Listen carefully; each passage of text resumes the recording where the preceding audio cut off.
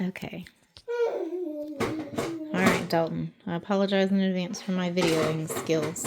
And for anybody else watching, I'm no proper chef. This is not a proper kitchen, but this is to help my brother. So, here is a cheap, easy meal that we have a lot. That I know you were capable of making. Ignore that. That's your nephew throwing things in the kitchen. Anyways, ignore my messy stove. Hopefully you learned something. And you're going to do just fine in your first apartment on your own. You'll learn to cook and it'll be fun. So, I'm going to show you how to make meat gravy and rice.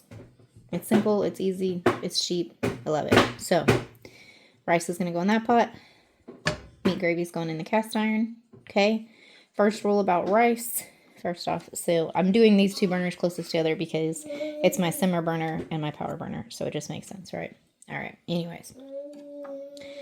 So, for our rice is going to be a 2-to-1 ratio of water to your rice. So, fun fact, it can be anything. You don't have to use a measuring cup, right? So if I do 2 of these mugs of water, then I just need 1 of these mugs of rice. It's a 2-to-1 ratio. Doesn't have to be a measured amount, okay? So, first rule of thumb, right? It doesn't have to be a measured amount. One of these. I'm going to get another one. All right. Our second cup of water going in. And then that's just going to come up to a boil. Okay, so I'm going to pause while we wait for that to come up to a boil. Also, real quick, I forgot. Add some salt. Add some salt to your water, okay? Boom. There you go. Real simple. Alright, our water's come up to a hard boil. We're going to add our rice. Again, I used 2 of these mugs full of water, so I'm going to use 1 mug of rice. Okay. I do like to add a little bit of butter. A small piece of butter I'd cut up at this point. You can add butter at the end. I'll probably add more at the end. We'll just see how it goes. Stir it up. Break up any lumps that are in there. In your rice. Alright. I'm sure there's going to be plenty of people that'll say I'm doing this wrong, but this is how I do it. So that's how I've done it, and it eats. It turns out good. Okay? Now, I let that boil uncovered for about a minute, so we'll wait till 6:35, okay? Alright, it's been a minute. I'm going to give it another good stir. Make sure nothing's sticking on the bottom, right? Okay. Now, cover this. Keep it covered. We're going to turn our heat down all the way to low. We're going to set a timer, okay? 25 minutes. This is just regular old, plain old white rice. 25 minutes. Okay? Now, I'm going to start in the meat sauce. Meat and gravy. Probably when we're at like 15-ish or so minutes left. So they'll be done close about the same time. So I'll pause and come back when I'm ready for that. Okay. Alright, I'm back. We have only 4 minutes left, but I had to nurse the baby and anyway, just getting back to it. So, I'm going to start the meat. This is my cast iron. Cast iron's great. You might be getting one for me for Christmas to go along with these videos. But anywho, I'm going to turn this burner on. Turn it on to high. Actually, I'm going to turn it down to like medium heat because my burners get pretty hot because it's a gas stove. I'm going to use ground beef. You can use any meat basically for this, right? Anything. Doesn't really matter, but I'm going to use ground beef. It is local ground beef that we get. It's very lean. So I'm also going to go ahead and add a pat of butter to my cast iron to start with, just because I know that it's going to need it. I know this meat and how it cooks. So if you're using super lean meat, especially in your cast iron, anything that you're going to cook in cast iron, you need to have a fat in there first. So whether that's butter, lard, tallow, bacon fat. I use a lot of bacon fat most of the time, but I'm out. This is my bacon fat jar, and it's empty, as you can see. So I need to cook some bacon and fill that back up. But if I was using bacon fat, I would just take a scoop of this and put it in the pan in place of the butter. So it doesn't really matter, but you want a good fat in your cast iron to cook with. That's what keeps your cast iron well seasoned and keeps that whole non-stick aspect going, right? Okay, so I'll spread my butter around here. And again, I apologize for my videoing skills, but I'm holding my phone in one hand to video and cooking with the other, and it's awkward, and I'm not used to this. But I'm not a pro, so I don't have like a tripod or anything like that. It's just a phone. Alright. Let this melt down good. And then, like I said, the meat that I'm using is super duper lean, so I know that I need that extra fat in my pan. Alright. Okay, I'm going to pause this to put the meat in the pan because I can't do this one-handed. Alright, meat is in the pan. We're just going to break this up, right? And we're just cooking this down like anything else.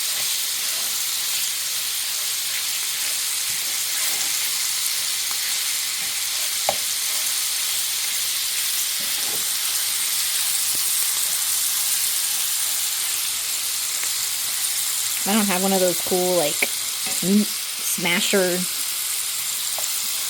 things like a bunch of people have. Although I wouldn't mind one. They're pretty cool.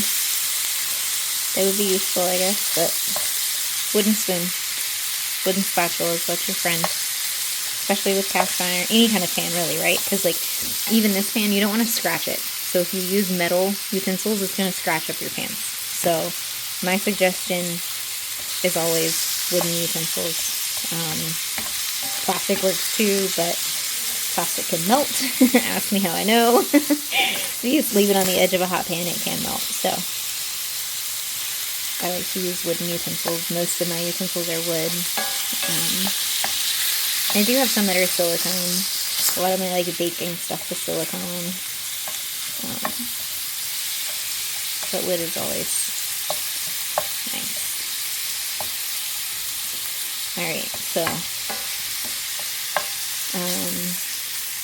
this is just going to cook down. I'm going to get this cooked down, get it browned up. I'm going to pause because this is just basically me stirring a bunch of meat. Oh, rice. Alright, our timer's gone off. We're going to turn our timer off. Okay. Our rice. It's good. Okay. Cool. I'm going to turn that burner off. Alright. Alright, I'm going to pause. I'm going to finish browning up this meat, and then the next step is going to be starting our gravy. Okay, our meat's browned up. We're to the part where we're going to start making the gravy. Okay? Now, at this point, if your meat was super duper greasy, you would definitely want to take it and strain it.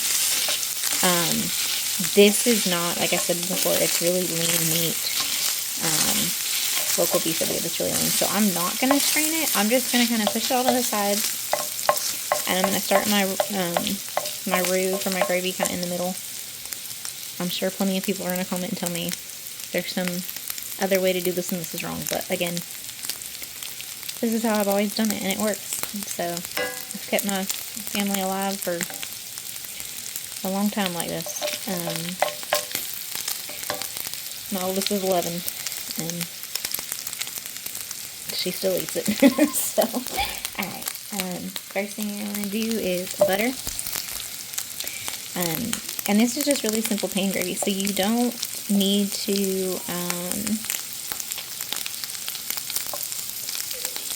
you don't need like a gravy pack or anything, right? We're just going to use butter and flour. And I went ahead and got it out because doing this one-handed is not an easy task. So, we want this to melt all the way. And then once this is melted, we're going to add spoonfuls of our flour.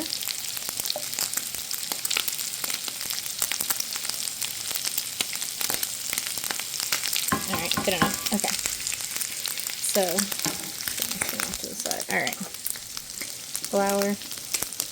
Again, I'm doing this one-handed, so bear with me. Scoop of flour. Just a spoonful.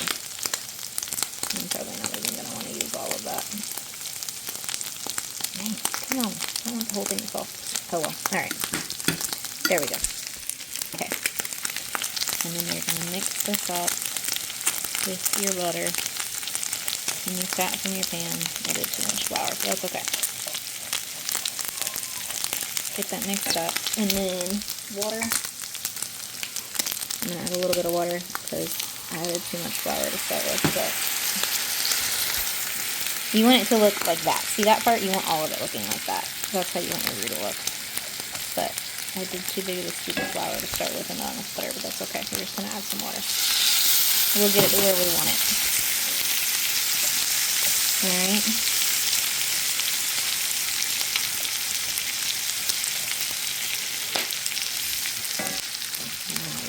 Water in there. And just do a little bit at a time with the water until you get it to where it's easy to mix. Okay.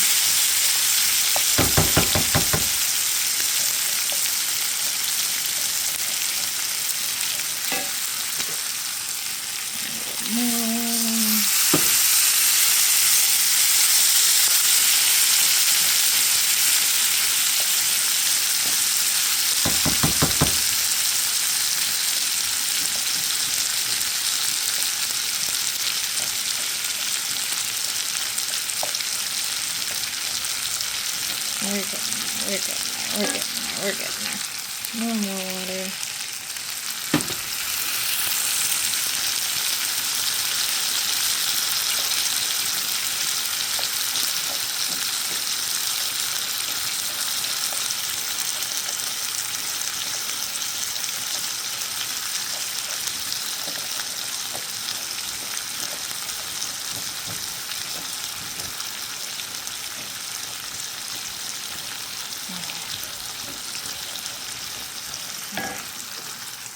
Adding some more water here.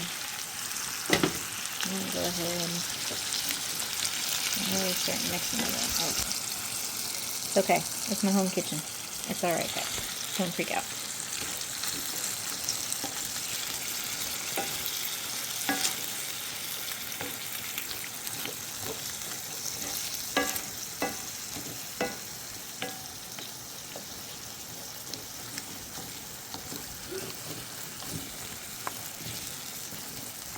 There are a little bit of pieces where it's kind of stuck on over here. See that in the pan? Just scrape it and give it a minute. It'll come loose in that cast iron, I promise you. It will. Alright. Mix it in. Mix it in. Now, if I had like some beef broth or vegetable broth or stock or something like that, you can use that too. You don't have to just use water. You can add more flavor to it with stock, but I just don't have any right now. Not opened. I have some in the pantry, but I don't want to open some just for this. So, anyways, water's fine. Okay. I'm still on like medium-ish heat. I'm going to turn it down just a little bit because the stove gets hot.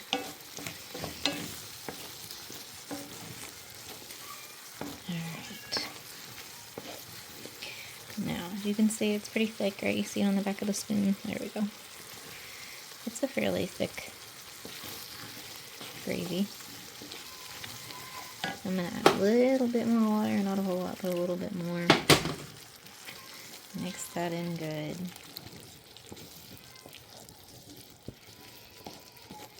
Okay.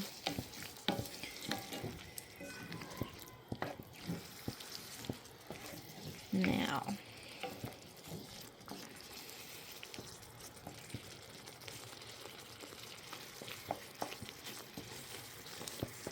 and we're supposed to see that part that was stuck there before. It's coming off. Boom.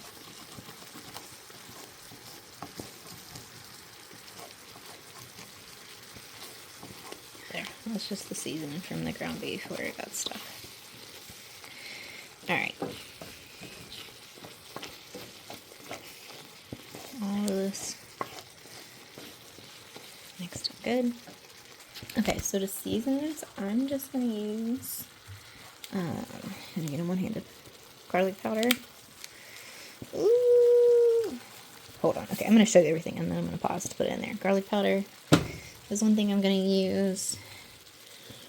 This Dano the Grey Lid Primo, and it's, there you go. Black pepper, Alapepo. I don't know how you say that. Chili flakes, whatever. Sea salt, black sesame seeds, poppy seeds, the dried black garlic, and mustard seed. And some of this. This Redmond's Real Salt. Their seasoning salt, which is really good. Where's the ingredients on this puppy? Oh, here we go. There you go. Garlic, onion, coriander, mustard, celery, black pepper, paprika, turmeric, parsley. Bam. Alright, I'm going to pause to actually put these in because I can't do that one-handed. Alright, seasonings are in. And you can use any seasonings you want. That's just what I'm choosing to use tonight. Honestly, I use different seasonings for this pretty much every time I make it. I just grab whatever looks good to me in the pantry on that particular day. And that's what I use. Okay. And so we're just going to mix that up really good. Okay. Alright.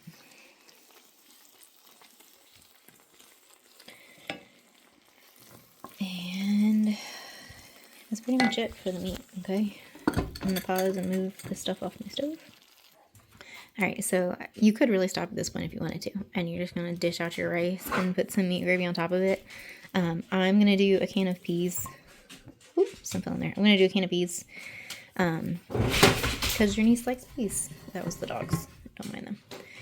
Your niece likes peas, and although technically it's just another starch along with the rice, it's something green. And so it makes me feel slightly better that I'm not going to give my kid some kind of a vegetable for what it's worth. But anyways, a little bit of butter in the pan, pour the peas in, nothing crazy, we're just heating them up.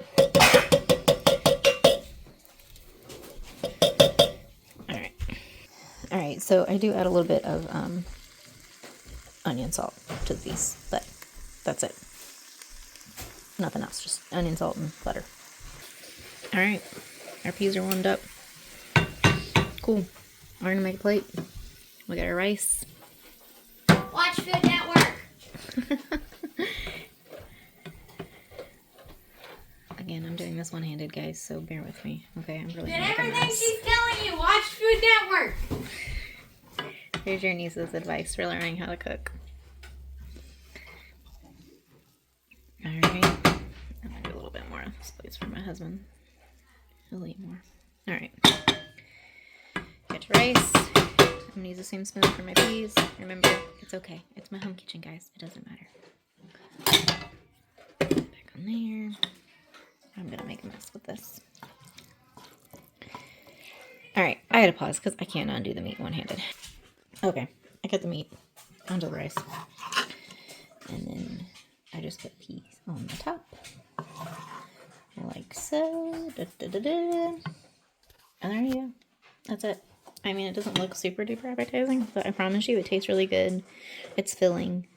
And it's easy, right? It's a can of peas.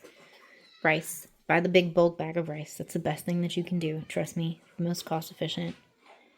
A pound of hamburger meat, flour, water, and seasoning. Those are the only ingredients you need.